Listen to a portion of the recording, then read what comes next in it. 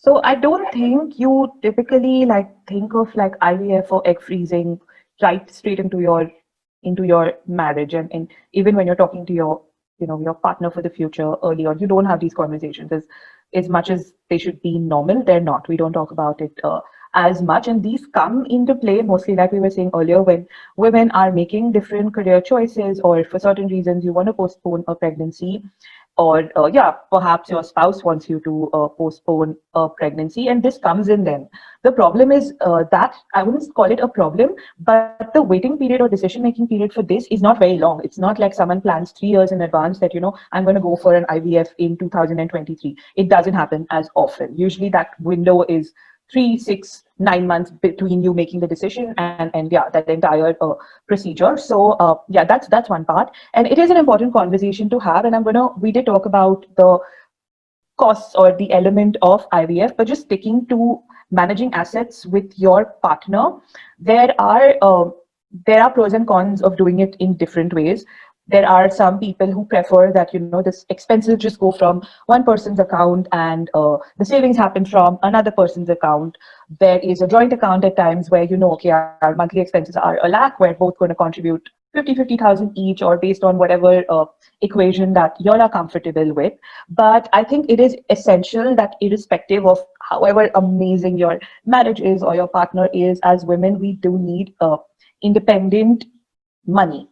That money, like I was saying earlier, let's call it a freedom fund. It just gives you choice.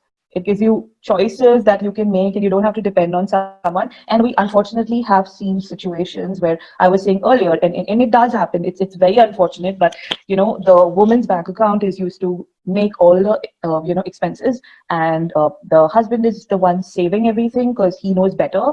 And in case there's a separation, it gets very complicated, because in most cases this woman is left with little or no savings, and it's obviously just going to get ugly there on. I'm not saying that, hey, let's be prepared for divorce, but we do need to consider these elements, especially so in the given current environment. And don't complicate investments, for instance, when you're buying a home, etc., until you're sure about that's something you want to do, that you can commit to a joint home loan with your spouse or buy a joint property. Don't do it. If it's even like there's a speck of doubt in your mind about where that relationship is, I would say don't get into joint investments if you have even like one speck of doubt about where this is going. Okay, so like I was saying earlier, so let's assume, like let's take my scenario. Let's assume I am in the process of trying to have a child. I know, okay, if not now, it is going to happen in the next 6 months, and then there's 9 months, and then there's 6 months. I know we're talking about long periods in time, but I know very clearly that in 2022, let's assume July to January of next year, for those 6 months, I will want to be in a period where I'm living off my own savings. I'm not working. My maternity break is done with. So you do have some time to plan. And like I was saying earlier, we very simply, what we did at basis understanding this fact was said, what are your current expenses? Let's try and understand that. Let's add something additional, because you're going to have a child. Expenses are going to be slightly higher. An aspect one we totally ignore in making these investments. You think, for that break, I'll put my money in an FD. And FD is not growing as much as expenses actually are growing. And FD literally is now giving you a 5% interest rate, and things are getting expensive by the year. So you do need to plan for this stuff earlier, even if it's at 6 month break in 2022. Put in like your expenses in today's terms, add a factor of what it might cost additionally to have a child, and we actually help you calculate how much you need. So let's assume you need 12 lakhs at that point in time, 2 years from now. You can start planning now in terms of saving towards it. When you work the math, it might mean you need to save 10,000 or 15,000 a month. And it's better you do it now versus, you get a sudden jolt and you're like, hey, what investments can I break to plan this situation? So yeah, you highly recommend it to start doing it now, because it just takes a little to build a lot.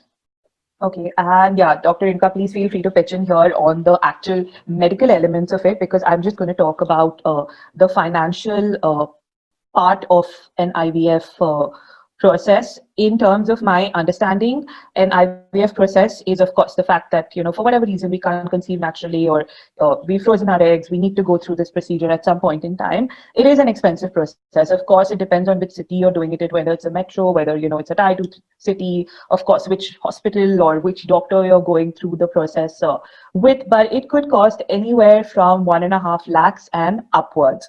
And disclaimer, at times it's at least of what I've understood, it not always works at the first time. You could need to go through that, 1 or 2 times, which means it's double that expense. And however, having said that, like we talked about egg freezing earlier, most, if not all, doctors or these hospitals now offer you the option of paying EMIs towards this process. But you do need to keep in mind the fact that in and this is, yeah, some part financial. In the case of a woman who has gone through an IVF process, chances are that pregnancy may not be as smooth as it might be for someone who's just gone through it naturally. And there might be a situation where it is a tough or an uncomfortable pregnancy. So instead of that maternity break, which you are going to take just when you kind of have your child, it might result in you taking a break earlier, which does have additional financial impact. And also keeping in mind the element of IVF, in several cases, it does lead to, preterm labor or premature deliveries, which again result in, again, I know I'm making it a little complicated, and Dr. Inuka, please pitch in when you think necessary.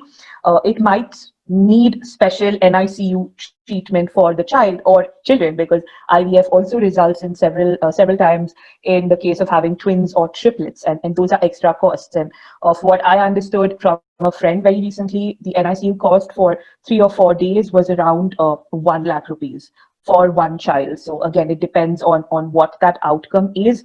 And I don't want to bring it in, but we did have someone we talked to a couple of weeks ago who had, and they'd actually done this. So her husband and she had sort of, saved that embryo, and she lost her husband a couple of months ago, and no procedure on her worked, and she had to end up going for surrogacy. And that's something that there are several organizations that formally allow you to do it. And if it ever ends up at that place, that costs additional money. But just sticking to IVF, and in that context, your normal health insurance policies do not cover for it. Again, like I said, your company policy to some extent, or your spouse's company policy, will definitely have some room to cover some cost of an IVF procedure. Yeah, my addition to it is, yeah, you're very spot on about, as with regards to IVF, we really can't predict how complicated it's going to get. And it's an individual case basis. So it also depends on if both partners are healthy, both partners are fertile. If either of the partners needs additional help apart from the IVF procedure, like medications that go into it, and all the steps that you try to take to conceive naturally before you take up the procedure of IVF, also do take up a lot of time and expense.